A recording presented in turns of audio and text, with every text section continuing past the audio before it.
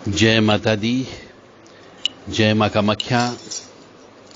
देवराधा trust Satyavani channel से आप पितृ ऋण से मुक्ति के बारे में आज सुनेंगे। क्या मृत्यु भोज जरूरी है?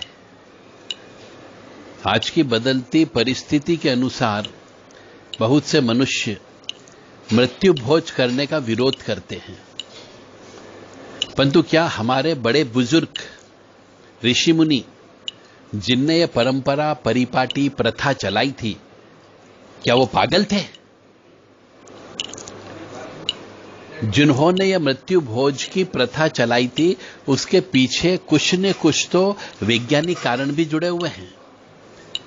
परंतु वर्तमान में यह पाश्चात्य संस्कृति के रंग में रंगे होने की वजह से बहुत से मनुष्यों ने यह मृत्यु भोज कराना बंद कर दिया। तो क्या कारण है कि मृत्यु भोज पहले पुराने जमाने में कराते थे और मृत्यु भोज का पितृ ऋण से क्या संबंध है?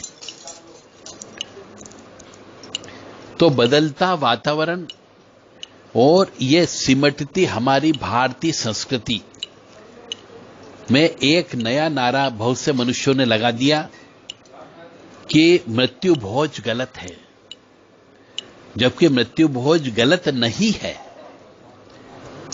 बहुत से लोग कहते हैं कि मृत्यु भोज करना फिजूल खर्ची है, जो नहीं करना चाहिए।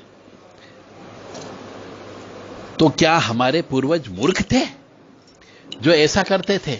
बिल्कुल नहीं। हमारे पूर्वज बिल्कुल भी मूर्ख नहीं थे, बहुत ज्ञानी थे, कम पढ़े लिखे थे, परंतु हर चीज उन्होंने वैज्ञानिक आधार को मान करके ये परंपरा परिपाटी और प्रथा चलाई। इंसान जो है, एक मनुष्य पैदा होने से लेकर के अपनी मृत्यु तक अनगिनत जगह पर और अनगिनत रिश्तों में आना जाना करता है। यार दोस्तों से मिलता है, अनजान व्यक्तियों से भी मिलता है और अलग अलग जगह पर अलग अलग जलपान भी करता है। इसके साथ ही प्रत्येक जगह उस जलपान का मूल्य, कई बार वह ऋण नहीं चुका पाता है और मूल्य नहीं दे पाता है और नहीं कोई व्यक्ति लेते भी नहीं है। इसलिए एक तरह से वह मनुष्य ऋण का बोझ लेकर के मर जाता है। तो पीछे रहने वाले उसके जो बेटे बेटियां हैं, उस ऋण को उतारने के लिए 12 दिन तक भोजन करवाते हैं, ताकि किसी का खाया पिया उस मनुष्य ने जो मर चुका है उसका ऋण चुकता हो सके। यह सबसे बड़ा कारण था। यदि हम दूसरे पहलू की ओर चलते हैं तो मृत्यु भोज करने की जगह किसी धर्म कार्य में खर्च किया जाए तो बेहतर है, लेकिन धर्म कार्य में यदि खर्च करते हैं तो सिर्फ बृहस्पति की भूमिका होती है, जबकि लेन देन, खान पान, खून और मित्रता के रिश्तों में ऐसा नहीं होता है। इसलिए धार्मिक कार्यों में खर्च करने पर तो सिर्फ बृहस्पति यानी गुरु का ऋण उतरेगा, परंतु जो अन्य ऋण हम लेकर के आए हैं, अलग अलग जगह भोजन करने का, अलग अलग मित्र के यहां पर खाने पीने का, वो ऋण लेकर के तो मरना ही मरना है। तो उस ऋण को चुकता करने के लिए जितने भी मनुष्य जो जान पहचान वाले होते हैं, उन सबको ये भोजन कराया जाता है। जहां मंगल का वास है, तभी तो तीये की बैठक भोज में जानकार लोग ही आते हैं, अनजान व्यक्ति नहीं आते हैं। क्योंकि तीसरा का मतलब होता है जिस दिन राख समेटी जाती है, शमशान जाकर के फूल चुने जाते हैं, तो उसमें केवल रिश्तेदार ही रिश्तेदारों को शामिल किया जाता है और उनको जो आते हैं उनको भोजन भी कराया जाता है। अनजान व्यक्ति नहीं आते हैं, क्योंकि कभी न कभी साथ बैठ करके चाय जरूर पी ली होती है।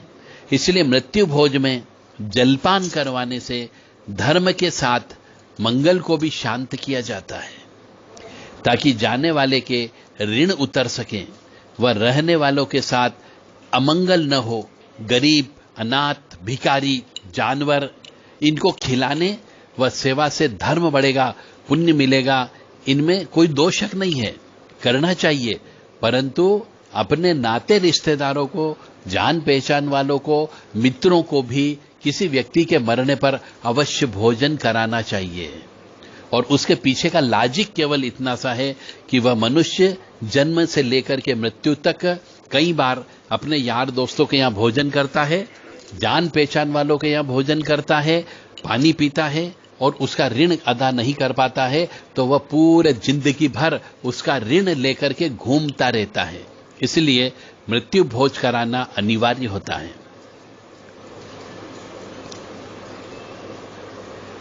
मनुष्य अनजान जगह पर, धर्मशाला पर, होटल में कीमत चुका देता है, क्योंकि मुफ्त में कुछ भी नहीं मिलता और रिश्तों में व मित्रता में वह पैसा दे नहीं सकता। इसलिए ऋण तो निजी रिश्तों व मित्रता का ही बनता है। इसलिए यह परंपरा बनाई गई थी, क्योंकि भले जमाने में रिश्तेदारी में ही ज्यादा मेल मिलाप हुआ करते थे पुराने जमाने में, और साधन के अभाव में 3-4 दिन रुक भी जाया करते थे। शायद इसलिए भी मृत्यु भोज जरूरी था। मगर आजकल सुबह गए, शाम को वापिस आ गए, इस दौरान चाय काफी ले लेते हैं। इसलिए मृत्यु भोज की जगह बैठक में चाय काफी ही परोसने तक सीमित हो गया है। वैसे तो बात तो आजकल की भी सही है और बीते कल की भी सही थी, क्योंकि पुराने जमाने में साधन नहीं था और समय बहुत था। इसलिए 3-3, 4-4 दिन तक वहां पर रुक करके भोजन प्रसादी खाते थे और उन मान्यताओं का हम पालन करते थे। लेकिन ब्राह्मण भोजन तो करवाना ही करवाना चाहिए। किसी की मृत्यु होने पर ब्राह्मण भोज अनिवार्य होता है, क्योंकि बृहस्पति यानी गुरु के सानिध्य में प्रत्येक ग्रह शांत रहता है। साथ ही साथ में बृहस्पति का पितृ ऋण ही ज्यादा कष्टकारी होता है। इसीलिए बृहस्पति यानी दादा, तो इसलिए बृहस्पति का पितृ ऋण ज्यादा भारी होने की वजह से किसी के मरने पर ब्राह्मण भोजन अवश्य कराना चाहिए। क्योंकि कुंडली के जो लग्न कुंडली होती है, उसके 5 भावों का कारक गुरु होता है। इसीलिए 5 ब्राह्मणों को भोजन करवाना ही करवाना चाहिए कम से कम, और ज्यादा करा सके तो बहुत अच्छी बात होती है।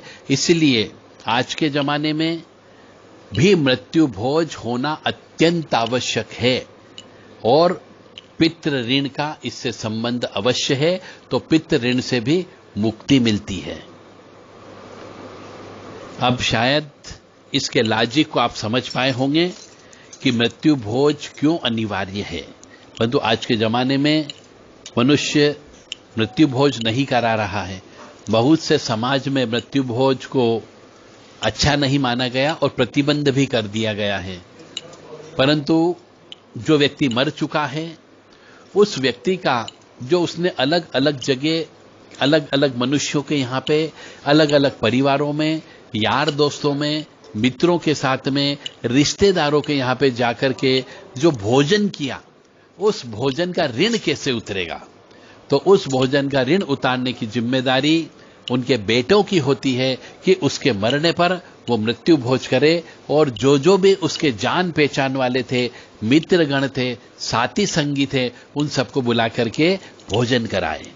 तभी वह इस प्रकार के ऋण से मुक्त हो सकता है। अन्यथा उसकी आत्मा भटकेगी, ऋण लेकर के उसको पुनः से दोबारा से जन्म लेना पड़ेगा।